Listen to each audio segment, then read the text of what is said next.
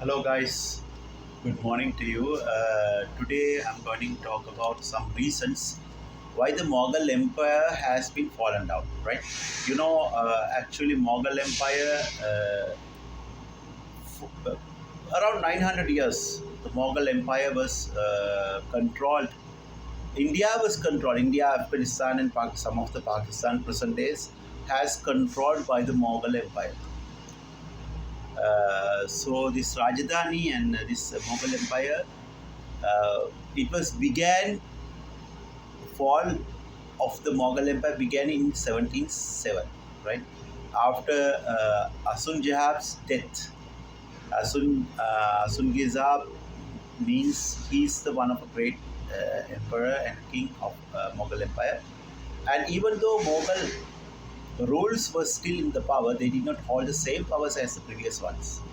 That's number two. And also they were non the later Mughals. On the other words, they are not like early before. Everything in this world, in this dunya, everything has a peak on it. One started, it's got a peak, and it's kept on the peak, rised up and fallen down. That's how the life and everything in our world. That's how it evolves. It happens, right? Everywhere in the world, anything and everything like this. Even you think about China, USA, Russia, whatever, right? So this is how it goes, and so this is a normal thing for the Mughal Empire as well. If it happens to every other empire, Mughal Empire also the same situation, right? In the other words, the later Mughals, they were not as effective and contributed to be inevitable, inevitable demise to the loyalty to the Mughal dynasty. Actually, we are talking about number of issues, some reasons, the weak successes, right?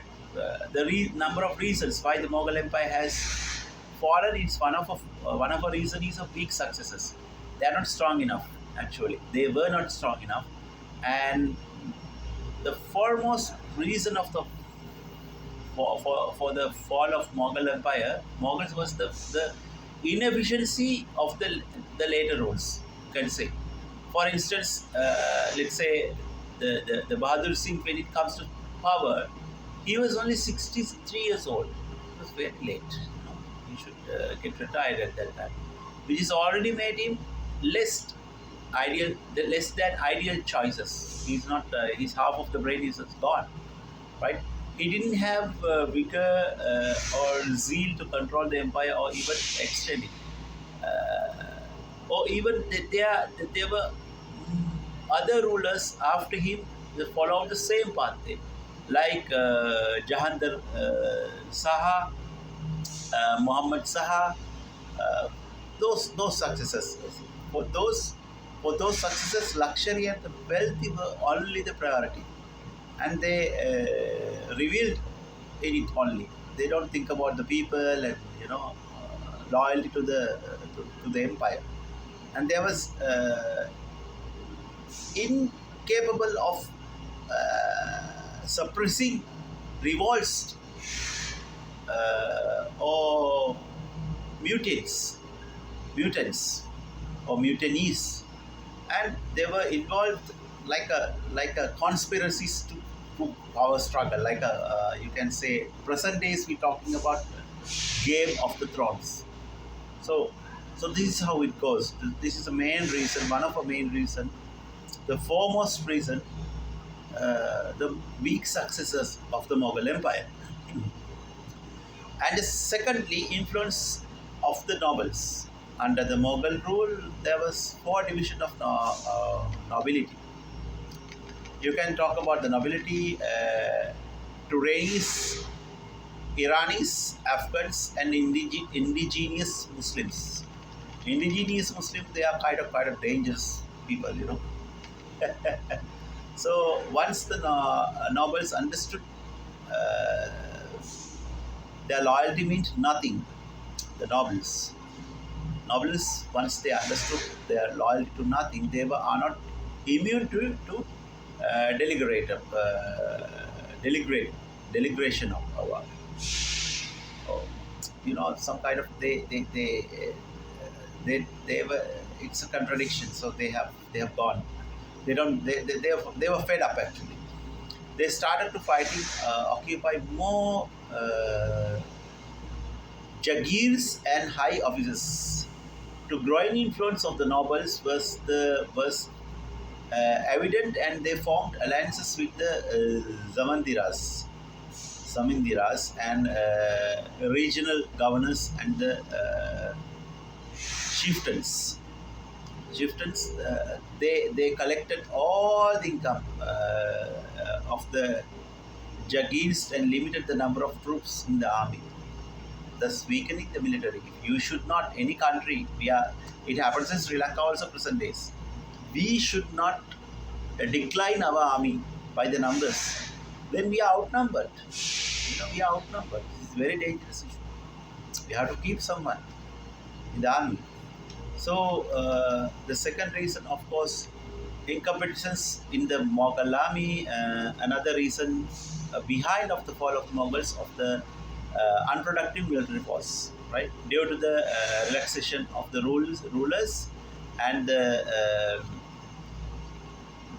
like a sabotage, like a mensabadas.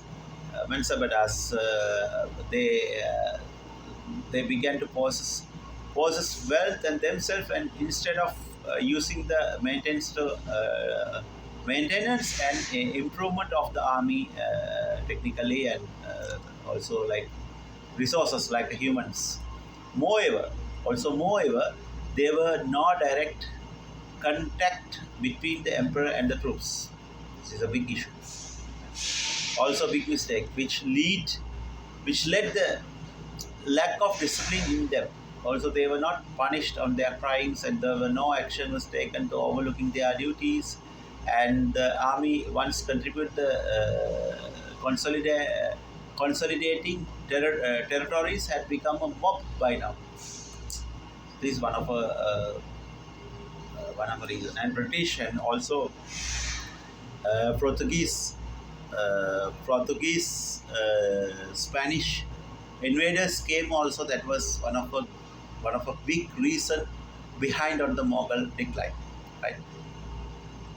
Also, another big reason was the long wars declining the Mughal Empire was the economic decline. You can say recession. A long wars and other luxurious expenses had toll on the kingdom's treasure. Is taken out, right? So, for example, you can see Shahjahan's ambitious idea to building a Taj Mahal. It's depleted resources and also Aurangzeb's war. Aurangzeb's war with the south did not help matters. You can see masterpiece Taj Mahal. Taj Mahal was the one of a great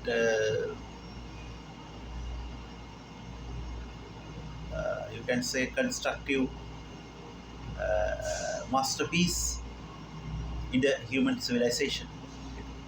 And the production of the crops fell as the revenue demanded rose. Battles was fought for choose of the successes as well. All these incidents led to the Mughals empire becoming bankrupt, right? And the economic collapse was more evident during the rule of Al-Majid II. The bankruptcy went on the 50 years. Also, foreign invasions. As fall of Mughals, foreign invasion we are talking about before. Once it has fall of Mughal become apparent, others did not lose the opportunity to invade the Mughal Empire. Nadir Shah's invasion in 1739, once the Portuguese and Spanish, and other side on the French was invaded the Bharat Desh. in India in 1739, one of the biggest blow of the empire. And because of his troops outnumbered Muhammad Shah's troops. So, as we mentioned earlier, the military was Mughal was so affected by the empire's downfall. Therefore, they lost many battles, main battles against the Nadir Shah, and the king of Persia, Muhammad Shah, surrendered. Very sad. And the invasion of the Ahmad Shahs, Abdullah Abdali also impact the emperor's resources, and actually, what is the conclusion of this, right? What is the conclusion? We can say on one side, growth of the regional powers, growth of the regional powers and declarations, also one of a big problem, right?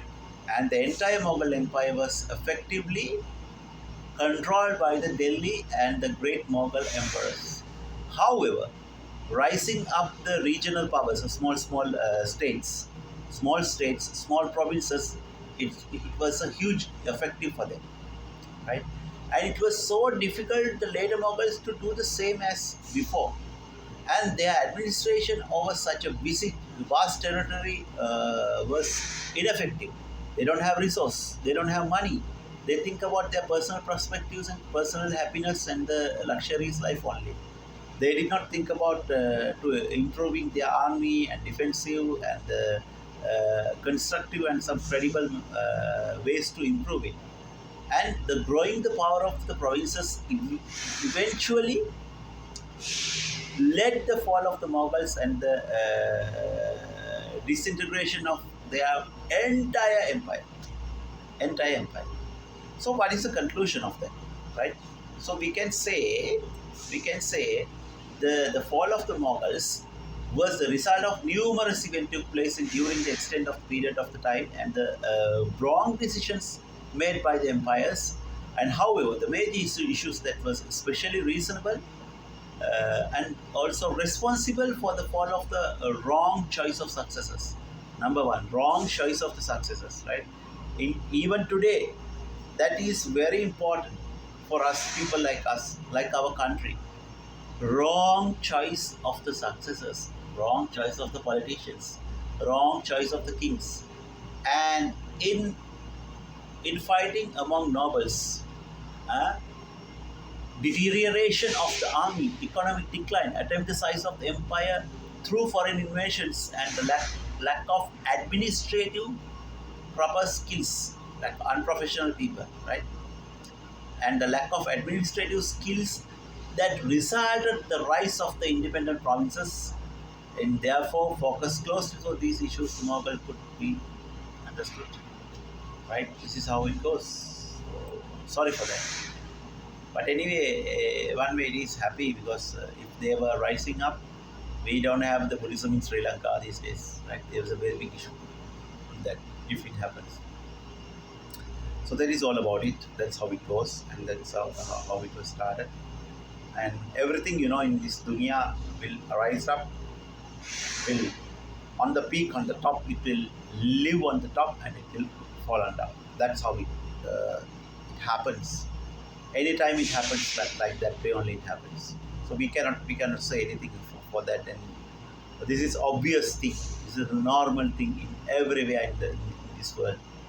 Even if any country, any civilization, you can see Mohenjo-daro, Harappa civilization, Indus Valley civilization, Hoyango civilization, Greek civilization, Chinese civilization, and Roman civilization, British civilization.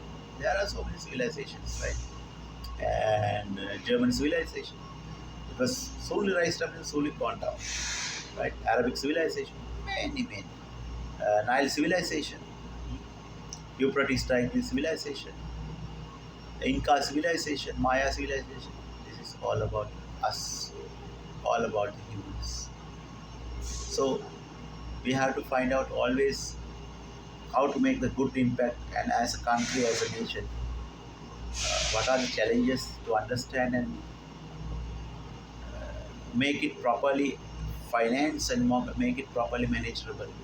So then it will, at least we can survive at some point. In some point we can survive. Okay, this is all about the Mughals, and see you in another great video. Bye bye. Take care.